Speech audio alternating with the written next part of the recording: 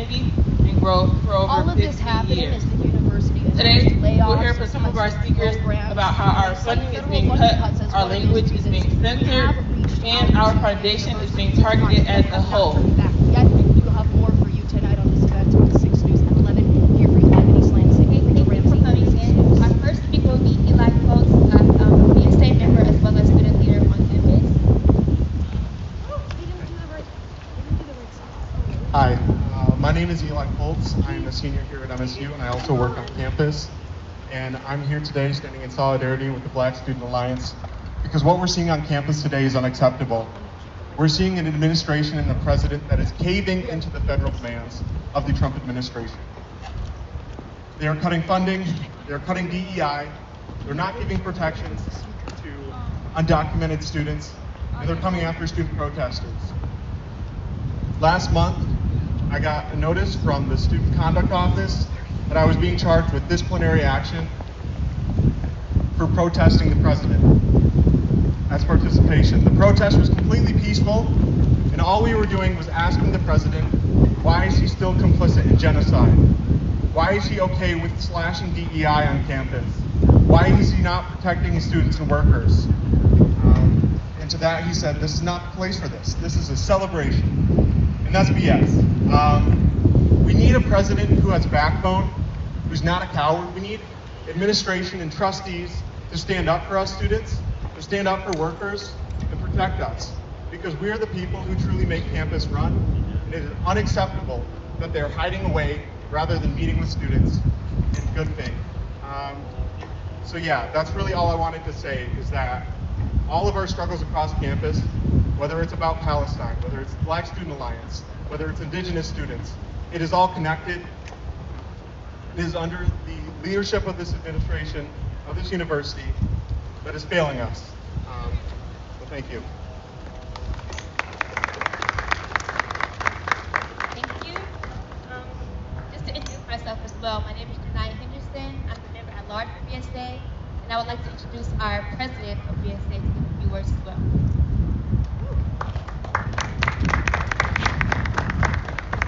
Good afternoon, everyone.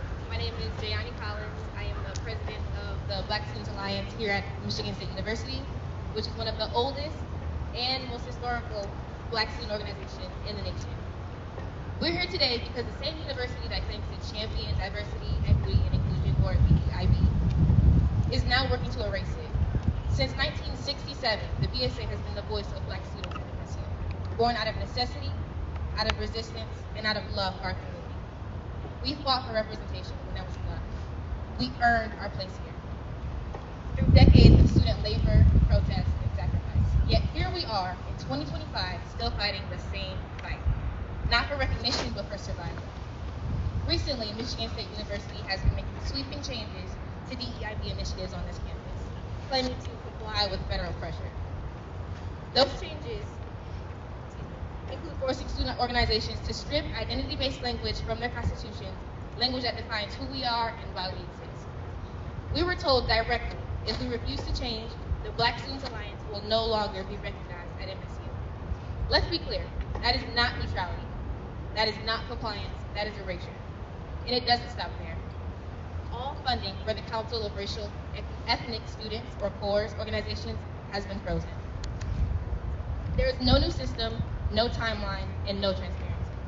We can't host events, we can't serve our community, we can't do the very work this university claims to support. We've met in good faith, we've asked for transparency. We reached out directly to President Kevin Guskiewicz, but we've been shut out and pushed aside. So I ask this publicly, what does it say about Michigan State University when one of the longest standing Black organizations on this campus is excluded from decisions that threaten its very existence? What does it say when a university that profits from the culture, excellence, and labor of Black students tells us we must erase ourselves to remain compliant? There are 2,822 Black students on this campus, contributing over $105 million every year. And we refuse to be erased.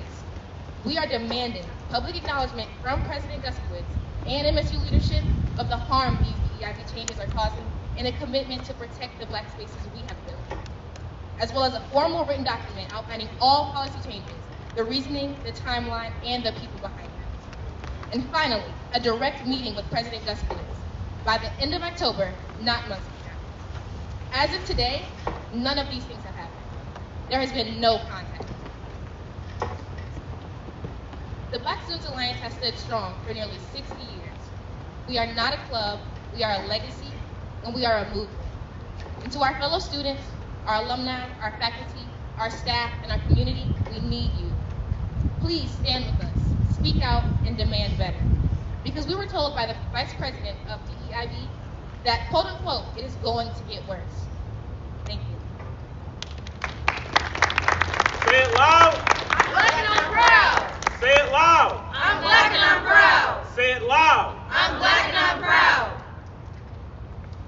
Okay, our next speaker is Margaret Mary Ordipe, our comms director. I just have a brief summary of how I'm feeling about the situation that I had written down. I had said, right now, there's a strong sense of disrespect and disconnect around campus. To start off, we shouldn't be punished for celebrating our history and our heritage. We have a right to uplift our communities after everything we and our ancestors have endured. At this point, we still don't have a clear answer on how we're supposed to access our funding. This doesn't just affect us, it affects other organizations on campus as well. Without access to these resources, we cannot effectively support our community members or continue creating a safe community for the people we work so hard to uplift. It feels deeply disrespectful to ask us to make all these changes and adjustments without offering us the same level of respect in return, especially when there isn't an effective system in place to support us or provide transparency about our funding. This is not only unfair to us, but to every organization trying to do something meaningful on this campus. We've requested meetings with the president, which were pushed back for over a month and a half. On top of that, we've been redirected to speak with the vice president, which is not what we are asking for. We are asking for clear, well-deserved answers about the future of our organization directly from the source that requested these changes in the first place.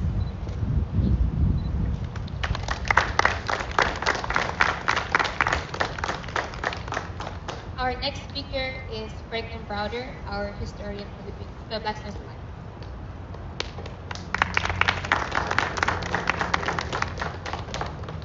Good evening, everybody. My name is Franklin Browder, and I am a historian for the Black Students Alliance. As a historian, I believe it's very important that we acknowledge, understand, and recognize history so we may see where it can lead us in the future.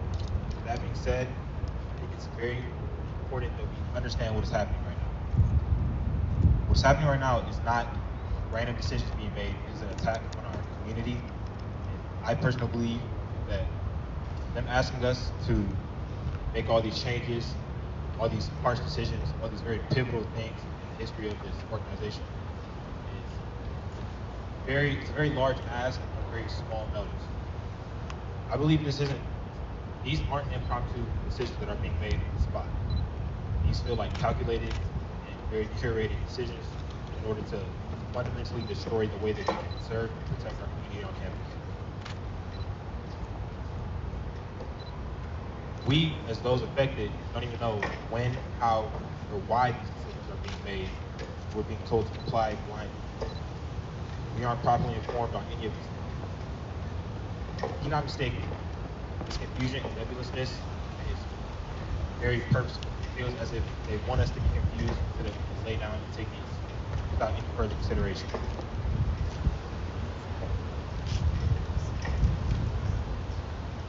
That is not what we're going to do. That's not what the Black Student Alliance and MSU has historically done. That's not what the Black people of America have historically done. We do not intend to be the first to do so. This is why we're here having this conference with you all now. We will be seen, we will be heard, we will be recognized. We demand acknowledgement, we demand a timeline, we demand dialogue with the president of the university to inform us on why these things are happening to us, when they'll be happening, what would happen if we comply, and what would happen if we do not.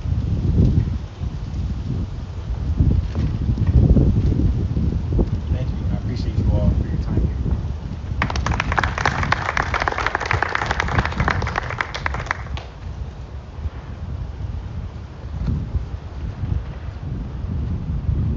Okay, we're going to open the floor to additional comments.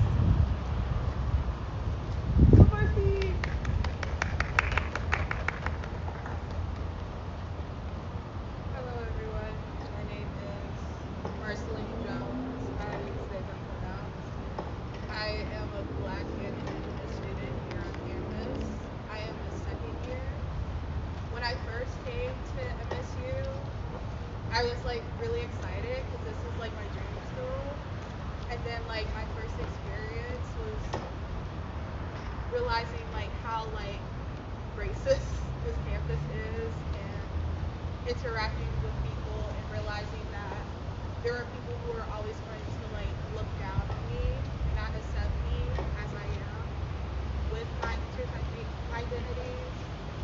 And so since being here, I feel very fortunate to be on campus and to find communities that accept me and welcome me, not only as a student of color, but also as a queer and trans student as well. I would like to sincerely thank the Black Student Alliance for hosting this and allowing students of color to speak their voices and to let their truth be heard, especially with our current political climate now, where students are being harassed and don't feel safe to walk outside. Thank you. Say it loud. I'm black and I'm proud. Say it loud. I'm black and I'm proud. Say it loud. I'm black and I'm proud. Say it loud. I'm black and I'm proud.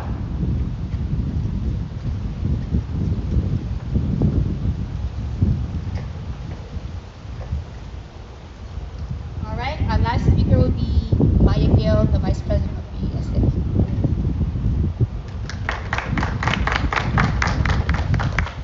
Good evening, everyone. And again, thank you all for coming and showing up for the Black Student Alliance and for Black students on our campus.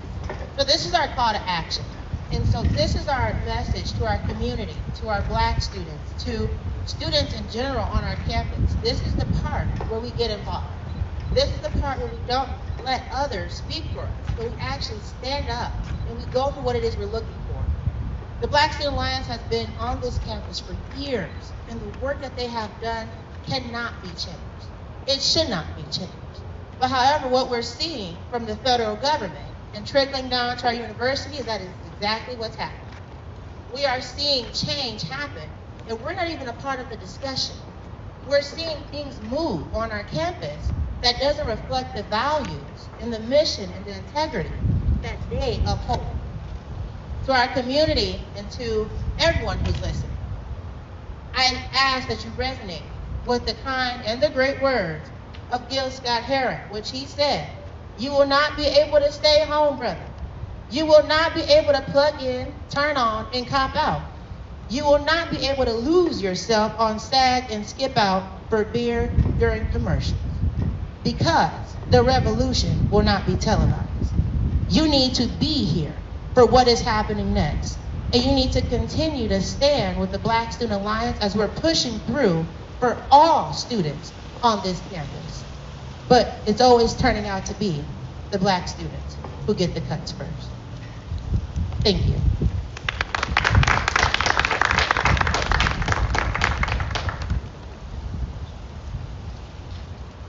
Is there any questions from the press? Thank you for your attendance. Thank you for everyone who came. Thank you for coming and being with us.